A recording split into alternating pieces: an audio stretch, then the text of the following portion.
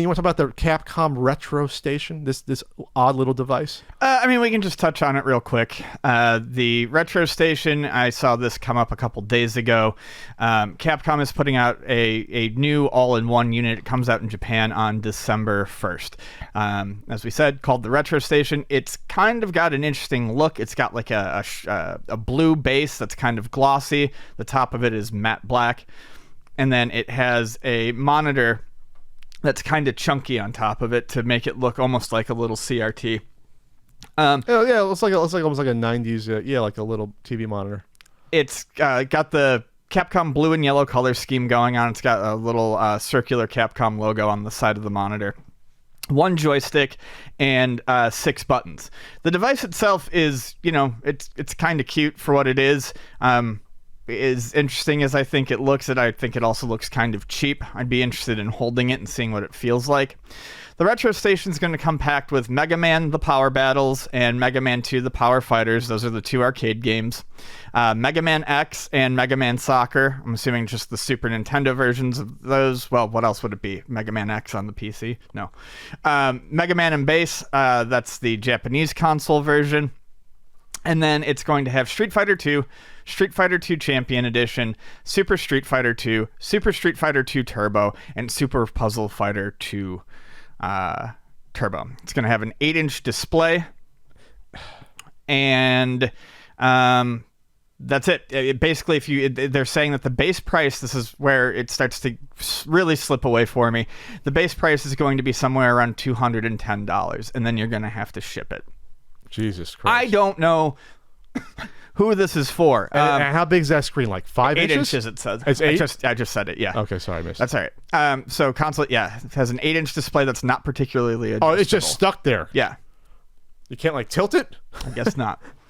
So, I don't know.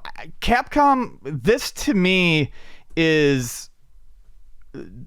This feels like a weird bootleg product. It looks like a bootleg product. It looks like a bootleg product. I don't know, and it's only 1 player, so I don't know who this is for. Who is dying to play an incomplete selection of Mega Man games with an arcade stick?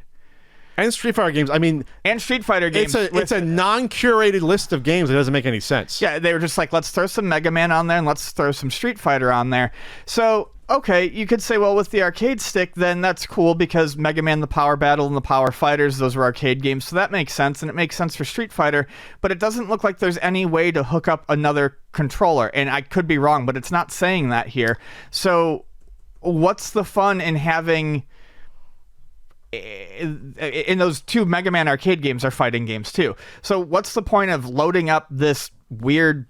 tchotchke bullshit with a bunch of fighting games that are always better played against 2 players. But then, we're going to give you then Mega Man X and Soccer for some reason? Right. Like, why would you... What?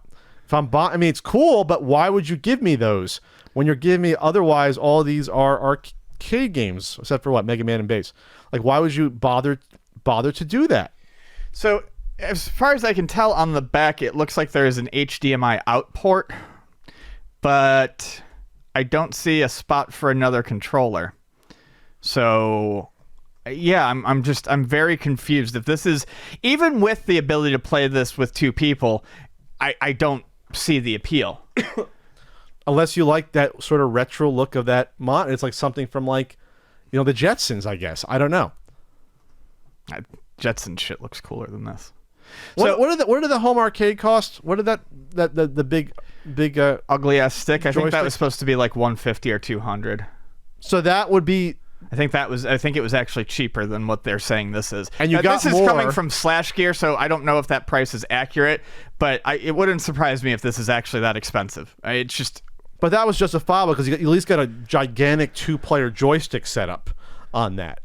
Yeah, I mean, it looked and like dumb. more quality, probably stick and buttons on it. I mean, the Capcom logo stick was stupid, but at least you got the 2 sticks, and you got some games on there that at least made sense that people have wanted, like Alien vs Predator was on there. It made sense. You got Final Fight. I wouldn't go that far. It makes you sense got compared. arcade games and it's stuff that you couldn't easily find, like Strider Arcade, Alien vs Predator was a big deal. Yeah. Armored War, like it made sense to me, Ian. At least that, for the most part, it was like, oh, this was like the '90s, for the most, except for like Ghouls and Google's Ghost was '90s. This was the '90s Capcom arcade stuff. This collection of games just doesn't make any sense at all. Let's mix arcade and console stuff And fighting games, but then you get Puzzle Fighter as well. We'll just throw you Puzzle Fighter. Puzzle Fighter. Super Puzzle Fighter 2 Turbos on the bottom of the list. Oh, there it is. So it's like some of it makes sense, but then we don't give me Puzzle Fighter, then give me a fucking Super Nintendo Mega Man soccer game that no one's clamoring for. Also, don't give me Puzzle Fighter, and again, not let me have 2 players, because it's these games, like 90% of the games on this thing are really meant to be enjoyed with a second player. There's no USB out in the back? What is that? That looks like an power? HDMI out. So it looks like a power button on the front, and then on the back, I think it's, I don't know, maybe a brightness button, and it looks like an HDMI out. I can't tell if that's HDMI or like a USB. The one in the middle, though, there has to be a USB for either power or for second control. It's so small. It is. It's very tiny. I can't see what it is. So did they find these molds somewhere that someone had done? And I can't imagine Capcom saying, "We want this to be like a retro throwback." This is a Coleco Chameleon situation. They had the molds and they were like, "We're halfway there." Someone went into like a junk shop in Japan. I was like, "Hey, we got 1,000 of these units here. Let's slab them up with this paint, and we're gonna throw these ROMs in here." Like it's just a bizarre thing. So all right, well, I guess if you want, you could check out the Capcom Retro Station. But where do you buy this thing from at this point? You'd have to import it. I don't know where you'd buy it. Okay, have fun with that.